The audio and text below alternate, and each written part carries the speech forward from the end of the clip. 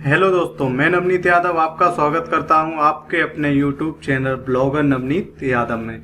आज हम पढ़ेंगे भारत के संवैधानिक विकास के अध्याय 2 के बारे में। इसमें जानेंगे जो अब तक हमने संविधान के बारे में चर्चा की थी उसके आगे की जो कड़ी है वो क्या है, या हमारे भारत का जो संविधान है वह किस प्रक्रिया द्वारा और कितने लोगों द्वारा बनाया गया। अगर हम देखते हैं भारत के संविधान की मांग के बारे में, तो जो भारत के संविधान की मांग थी यह प्रारंभ से ही किसी न किसी रूप द्वारा होती रही है।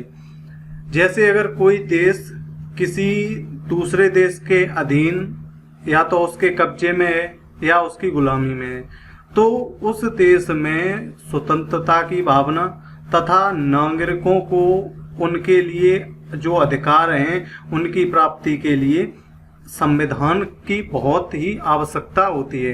क्योंकि जैसे अगर भारत देश अंग्रेजों के हाथ से आज़ाद हो जाता तो जो व्यापारी वर्ग या जो धनी वर्ग है उनके हाथों में इसकी सत्ता आ जाती। इस चीज को खत्म करने के लिए भारत में संविधान के निर्माण की जो मांग थी वो उठाई गई।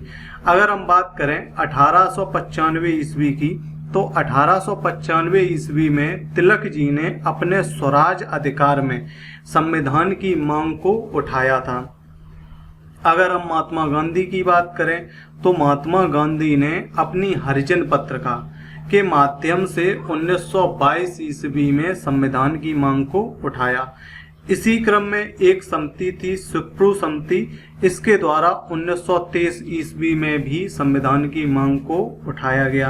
अगर 1923 ईस्वी की बात करें तो एक स्वराज पार्टी की स्थापना हुई थी जिसका मूल काम था कि जो ब्रिटिश हुकूमत है उनके द्वारा जो संसद बनाई गई है उसमें भाग लेना और अपने स्वराज यानी कि स्वयं के शासन की मांग करना, ऐसा न होने पर उनकी कार्रवाइयों में अवरोध डालना।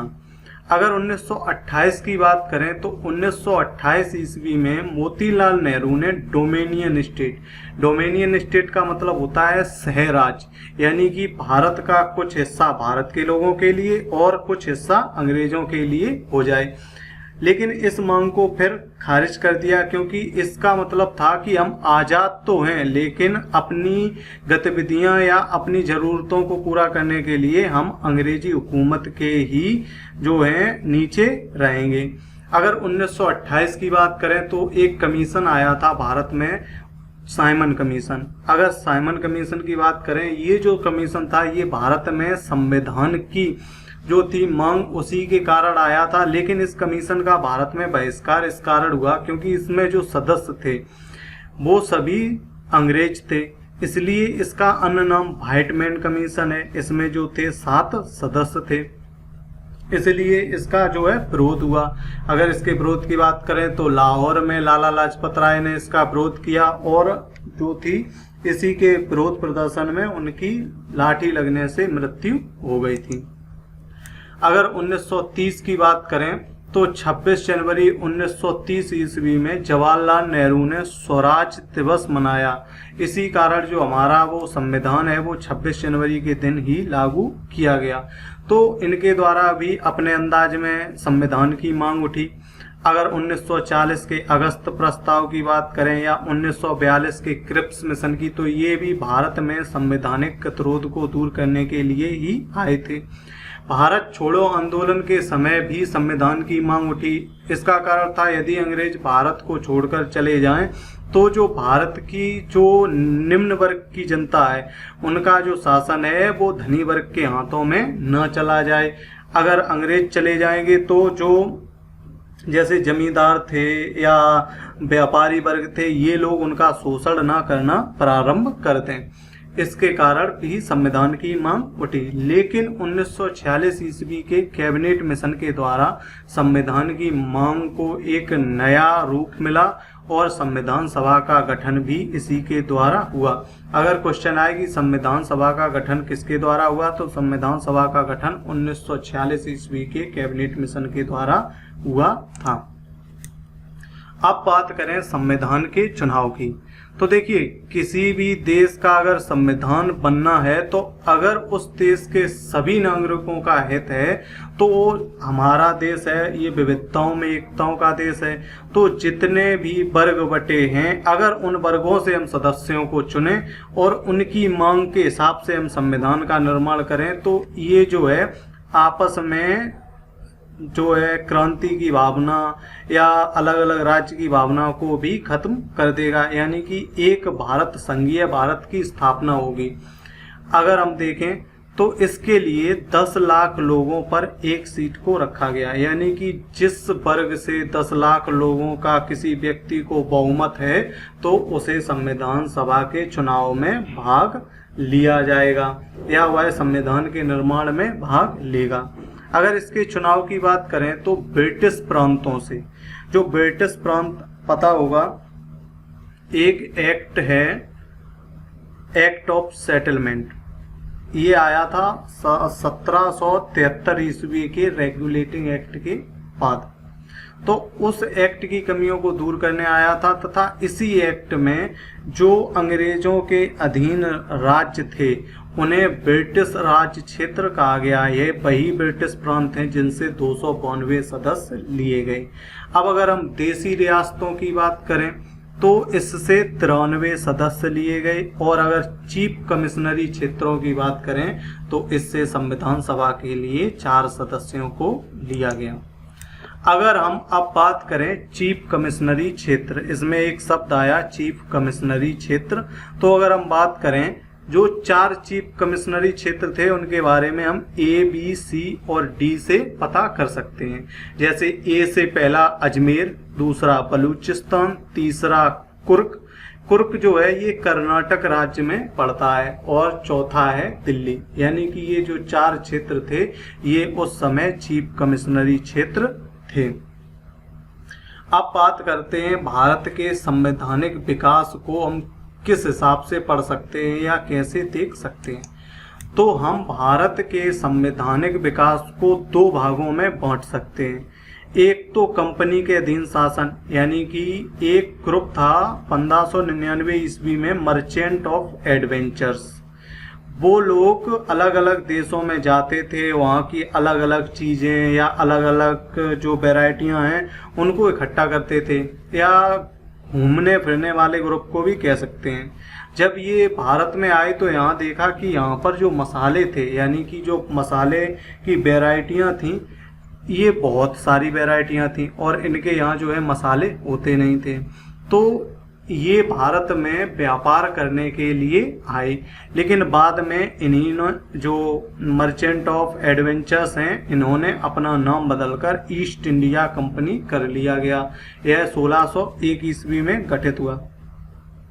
1773 ईस्वी की अगर हम रेगुलेटिंग एक्ट की बात करें तो ये कंपनी के अधीन शासन के अंतर्गत आया था। एक्ट ऑफ सेटलमेंट की बात करें 1781 ईस्वी, या पिट्स इंडिया एक्ट 1784 ईस्वी, या जो 3 चार्टर आए थे 1813, 33 और 53, ये भी कंपनी के अधीन शासन में ही आए थे।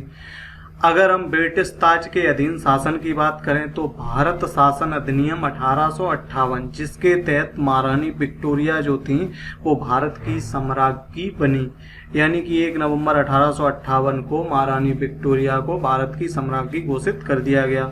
अगर हम भारत परिषद अधिनियम 1861 की बात करें तो इसके तहत गवर्नर जनरल को जो अध्यादेश जारी करने की शक्ति मिली।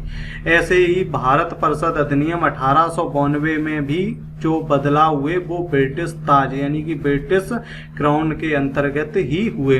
अब इस कंपनी के जो क्षेत्र थे वो हटाकर इस कंपनी को डायरेक्ट ब्रिटिश राजा या ब्रिटिश का जो राजघराना था उसके अंडर हो गए। अगर हम बात करें 1919 के मार्ले मिंटो सुधार की, या 1909 के मार्ले मिंटो सुधार की, या 1919 के मेंटेग्यू चेम्सफोर्ड सुधार की, ये भी जो था वो ब्रिटिश ताज के अधीन शासन क्षेत्र में ही आया था। साइमन कमीशन की बात करें या भारत शासन अधिनियम 1935 की, अगस्त प्रस्ताव 1940 की, क्रिप्स प्रस्ताव 1942 की, बेवेल योजना 1945, शिमला सम्मेलन 1945, या कैबिनेट मिशन 1946 हो, माउंटबेटन योजना हो या भारत स्वतंत्रता अधिनियम हो, ये सब जो चीज़ें हैं ये हम ब्रिटिश ताज के अधीन शासन के अंतर्गत ही पड़ेंगे। यानी कि जब ब्रिटिश क्षेत्र यानी कि ब्रिटिश के जो राजा थे या उनका राजघराना था उसके अंतर जब भारत में गुलामी की जंजीरें जकड़ी गई, तब ये जो शासन के बारे में या अधिनियम जो थे ये आए भारत में। अब हम इनके बारे में एक एक करके विस्तृत जानकारी पढ़ेंगे। तो सबसे पहले हम बात करते हैं कंपनी के अधीन शासन की। तो कंपनी के अधीन जो शासन था उसमें सबसे पहले एक एक्ट आया जिसे रेगुलेटिंग एक्ट के नाम से जाना जाता है। यह एक्ट वैसे तो 1773 ईस्वी में ही जो है लागू हो गया, लेकिन भारत 1773 ईस्वी में यह एक्ट बना और भारत में 1774 ईस्वी में लागू कर दिया गया। इसके तहत कलकत्ता में सुप्रीम कोर्ट या सर्वोच्च न्यायालय की स्थापना हुई, जिसके तहत एलिजा एम्फे जो थे प्रथम न्यायाधीश बने। बंगाल की जो प्रेसिडेंसी थी उसके अंतर्गत मद्रास और मुंबई की जो है प्रेसिडेंसियां कर दी गई।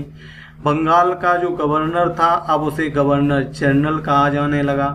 अगर हम बात करें सबसे पहले जो गवर्नर जनरल कौन था, तो भारत का जो प्रथम गवर्नर जनरल था वो वॉरेन हेस्टिंग था।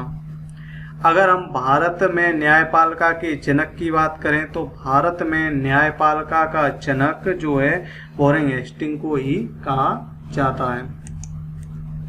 अब हम बात करें एक्ट ऑफ सेटलमेंट 1781 ईस्वी की। तो 1781 ईस्वी में जो एक्ट आया वो 1773 ईस्वी की कमियों को दूर करने के लिए आया। इस एक्ट के अंतर्गत जितने भी कंपनी के अधीन क्षेत्र थे उन सभी क्षेत्रों को ब्रिटिश राज क्षेत्र या ब्रिटिश क्षेत्र घोषित कर दिया गया। आज के लिए वीडियो में बस इतना ही। ऐसे और अधिक टॉपिक जानने के लिए हमारे चैनल को सब्सक्राइब कीजिए।